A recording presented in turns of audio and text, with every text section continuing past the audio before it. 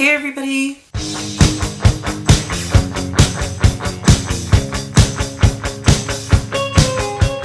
Welcome back to my channel, and for those of you who are new subscribers, welcome.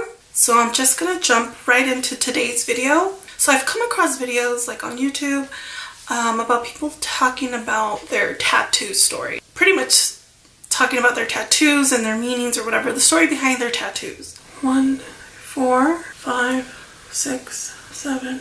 So I have a total of 8 tattoos, and I am going to tell you the story behind each one. I guess let's start from the beginning. Why did I decide to get a tattoo, in the first place? The year was 2000. I believe it was around spring break 2000, so it was like around April, and that's when I decided to get my very first tattoo. The reason behind the tattoo, okay, so I'm a big fan of the actress Angelina Jolie.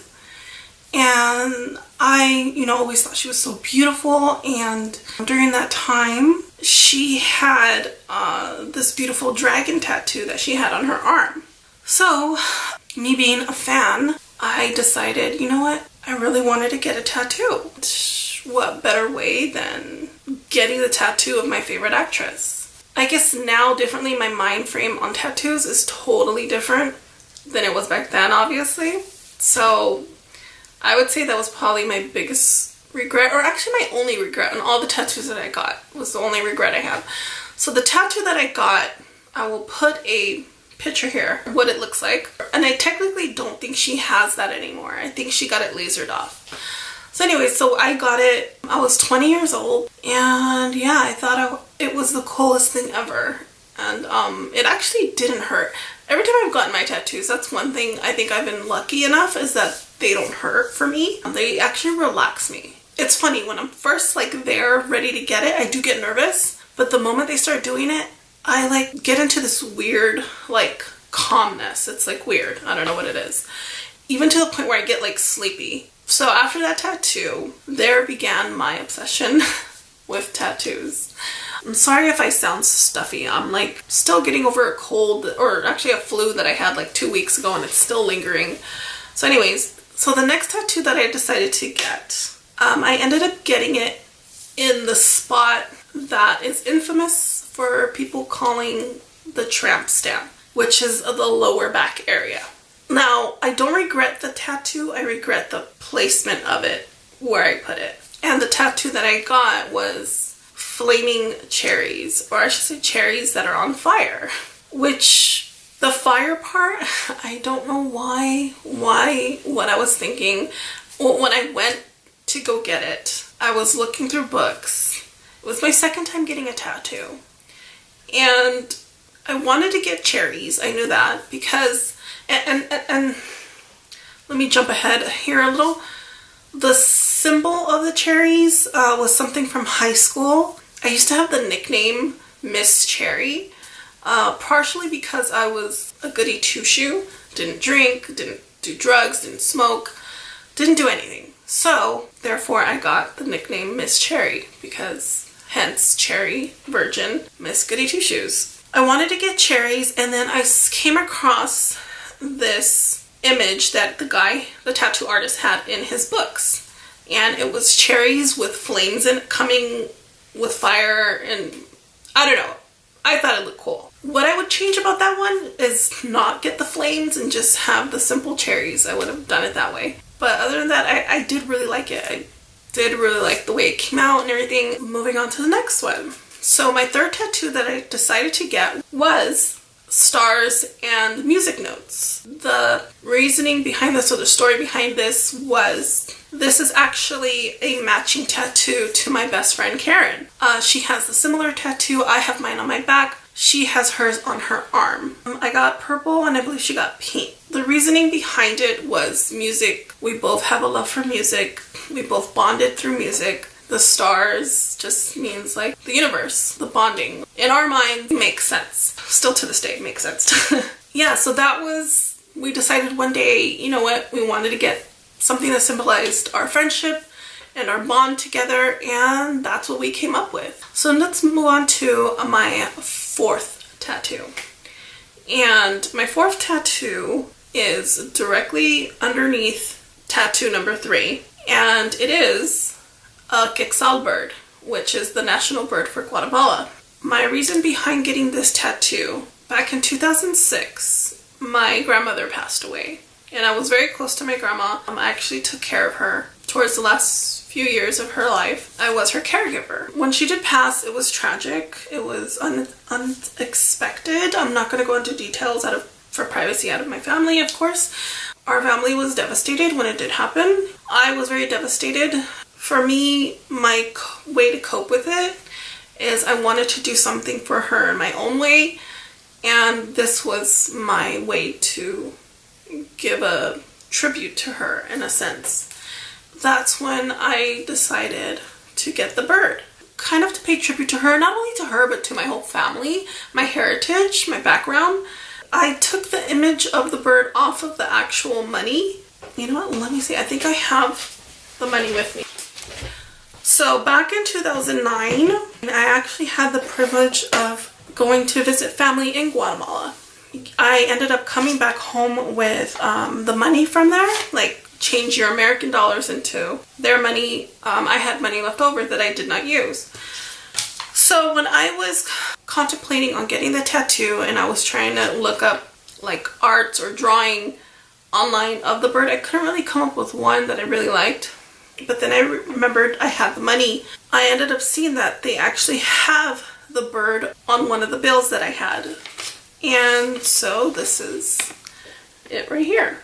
So if you can see, this is the bird that I had copied it from, or that I had the tattoo artist copy it. Yeah, that's pretty much the end of that story. Okay, now moving on to tattoo number 5, which is my all-time favorite one. It took 7 hours, I believe 7.5 hours total. It was in increments of 2 days, but totaling 7 hours. And which is my Marilyn Monroe tattoo. So instead of showing you a photo, I figured, I show it to you right here. This I found an image online, which was just of her, the tattoo artist, which his name was Sam Martin, which he is like the most awesomest tattoo artist. And I was so bummed when he moved. I think he moved to Big Bear or Mammoth, something like that. He had moved and he opened his own shop. And so I was so bummed when he left. Yeah, and so I saw the image of her, just her face. So I came up with the idea of just having her lips painted red and everything else black and white. I did have him add the film strip. If you can see, I did have him add the film strip, which was, homage to her movie making. So yeah, I'll try to maybe insert a photo here so you could get a better look of it. I fell in love with her story and her tragic story. I know a lot of people made her out to look like a hussy, a hoe, however you want to call it, a slut. But I feel like she was really painted in a bad light, and I feel that she was taken advantage of because of that, because of her image that she did portray on film. I feel like she was taken advantage because of that and was used because of that. And I'm just gonna say it, I feel she was murdered. I don't think she committed suicide. I'll stand behind that. I mean, I feel it. But, that's a whole nother story and a whole nother topic. So I'm not gonna go deep into that. But yeah, that's just my beliefs on that. Anyways, if you guys ever have a chance, you should read a little about her story and her background, her upbringing. It's pretty sad. And also with this tattoo, you'll notice that it says SM, which stands for Sam Martin, which was the artist who did it. Yeah, so moving on. My next tattoo would be my camera tattoo. The reason behind this, I got this a few months later after I got this. This is, and I'll put a picture up here so you can kind of see it better. As some of you may not know, I am a photographer. I fell in love with photography back in junior high. Went professional with it in 2009. Yeah, and then I started having my little business that I started growing. By the way, that's a whole nother topic of trying to do your own business. It's very hard. So anyways, I decided to get a tattoo. The cameras that I work with are all digital. And this is actually a camera that is film, which is what I started with. I did start with a film camera. And my very first camera was given to me by my father, which I still have, obviously, and I will probably never get rid of it, you know, for sentimental reasons. So anyways, it was a Canon. That's kind of the camera I prefer, is Canon. I have been merging into Sony. But yeah, so anyways, so it's kind of an homage to my career, my profession of what I love to do. And actually this tattoo was done by my sister-in-law's brother, who is a tattoo artist. I will try to link his information below, so if anyone's ever interested. He's a really good artist. So moving on to number 7. And tattoo number 7 I got last year, and it is the tattoo that I showed you guys back on my very first video, which is the "this too shall pass" phrase. You want to hear more about the reasoning behind that tattoo, you can go back to that video. I'll link it down below. And I tell you in that video as to why I got it. It was during a time of transition in my life that there was a lot of change going on. It's a tattoo that is dear to my heart. I love the meaning behind the saying. So anyways, like I said, go back to that video and you can watch or hear about what I said about it. So moving on to my 8th and final tattoo. Other than my Marilyn Monroe, I would say is my favorite. Oh, and I'm getting emotional. I don't know why I'm getting emotional. But it is my Freddie Mercury Queen tribute tattoo.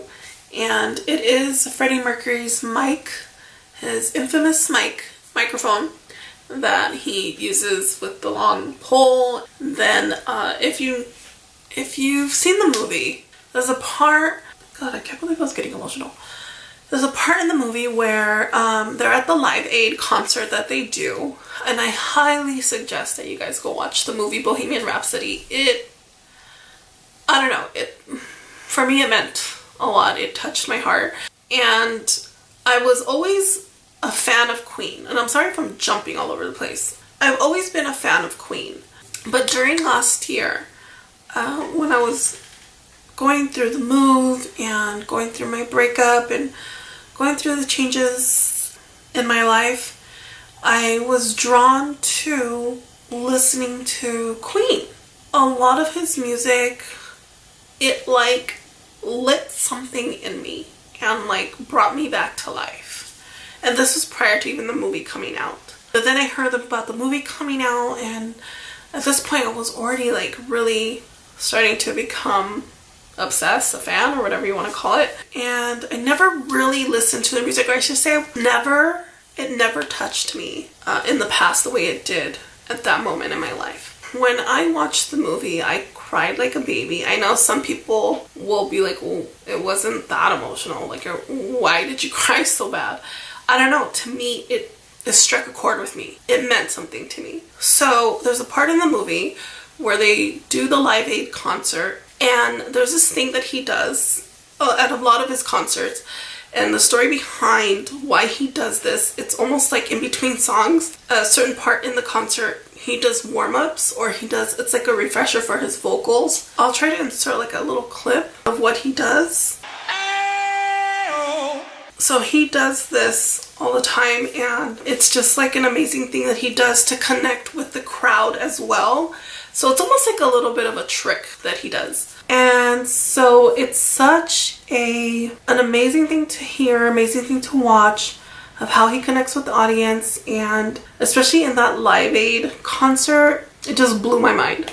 Amazing. So once again, it was something that touched my heart. So we have his microphone, and next to it, it says AO, which is what he says in the concert. And it's all connected by the cord of the microphone. At the end, of course, we have the crown, which symbolizes for Queen. That's pretty much it for that one. Will I stop getting tattoos? No, I'm sure I'm gonna get more. I know there's people out there who get tattoos because say they like the way it looks. No story behind it, no meaning, just, oh my gosh, that's so cute, or that's so cool.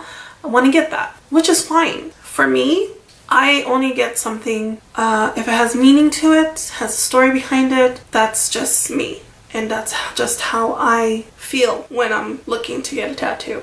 So everyone's different, which is fine. Second thing is where you want to get it. That is probably, I should actually make that the number one. Where you want to get it. Because one thing I did run into with having tattoos in places that are visible is when it came to work. I did work at an office one time where they kind of didn't want tattoos visible. I remember it was like one of the hottest summers since I had my Marilyn Monroe and I had my camera tattoo at the time. And I had to wear a cardigan sweater during like 100-degree weather. I was dying. The office wasn't even that cool.